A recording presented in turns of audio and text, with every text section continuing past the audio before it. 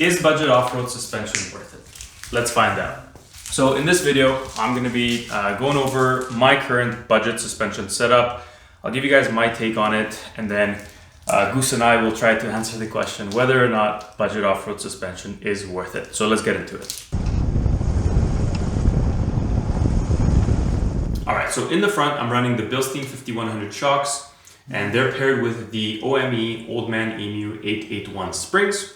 And over on the back, I also have the Old Man Emu 890 springs, and those are paired with the Rough Country N3 shocks. The reason why I went with the Rough Countries was simply because the Bilstein 5100s were back ordered at the time, and I didn't really feel like waiting a few months to get them.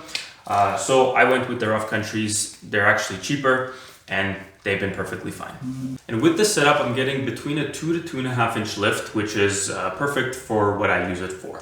I've had this setup here for just under 2 years now, and the suspension has held up really, really well. Okay, I have absolutely no complaints. If I had to say one bad thing or one negative thing about this setup, I would say probably that it's a little bit on the stiffer side, but that's really minor, not that big of a deal, and it's not necessarily a bad thing either. In the past 2 years that I've had the suspension, I obviously drive in the city a lot, I drive on the highway, but I do a lot of camping as well and off-roading. Off-road, I don't really do anything super extreme, but I definitely use it, and I'm actually going to play a few videos for you here so you get an idea of what I've put the suspension through, what type of off-roading I do, so you'll get an idea. So enjoy.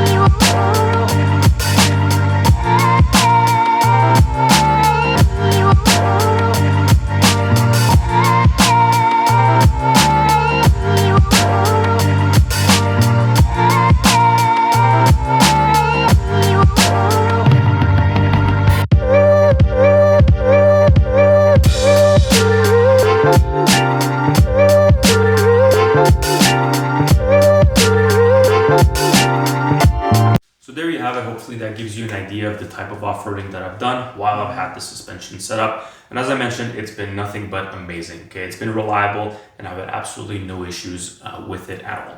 Now, you might be wondering, how much does this whole setup cost? So if you were going to buy this whole thing as a kit, it's going to cost you around the $800 US mark, which is really amazing for what you're getting.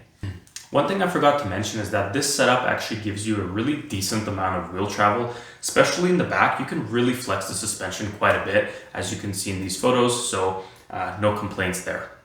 So I'm not going to drag this video on for too long, so my final thoughts are, if you're looking to upgrade your stock suspension, you're looking for quality parts that are reliable and that are going to perform well, this Bilstein 5100 and the OME setup is definitely one that you should consider.